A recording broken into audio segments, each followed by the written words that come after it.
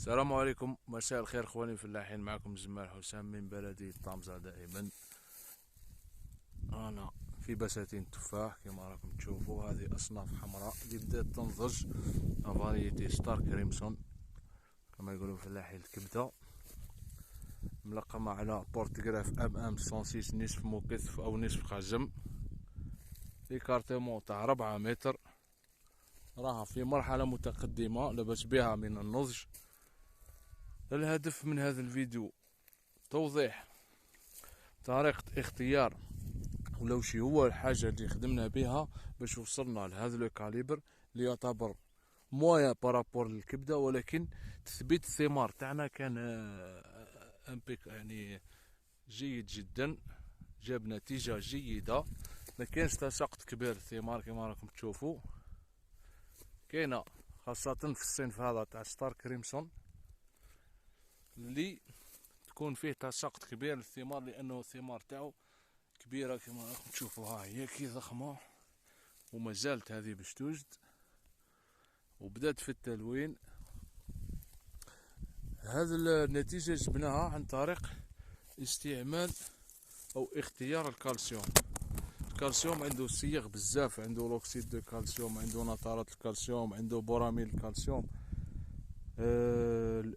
الادوية ثانية كاينة اللي تستعمل الكالسيوم توتال او جزئي، يعني كلي ولا جزئي، كل واحد وكيفاه، فهمتني؟ دونك حنا في لي زابليكاسيون الاخرى وين ما نطلعوا نسبة البوتاسيوم اللي راح نخدموا بها تضخيم الثمار، اي سماد تاع البوتاسيوم راح يخدم لنا على التلوين ولا زيادة رفع نسبة السكر اللي يساهم فيها البوتاسيوم تاعنا، نطلعوا نسبة الكالسيوم ولا نستعملوا كالسيوم باين. لانه كيما يكون عندنا دواء يخدم يعني لاسيميلاسيون تاعو، اي امتصاص تاعو من طرف الشجره والنتائج تاعو تجي في ظرف قصير، يعني كورت ديغي، هذاك راح نستعملو معاه كالسيوم تستعملوا الشجرة في أقرب وقت باش ما يطيحش، لأنه تضخم الثمرة وتكون هذا الثمرة تاعنا هنا من الجهة هذه ما تنجمش تقاوم لنا، ماهيش صحيحة باش تقاوم لنا ولا تهزلنا هذا الثقل هذا ولا هذا الوزن هذا.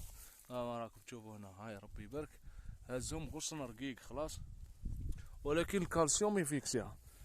هذا اخترنا كالسيوم من صنف نيكتار انتونس، يعني اسم البرودوي اللي يخدم 160 غرام بار لتر، يعني 160 غرام من اكسيد الكالسيوم في لتر واحد.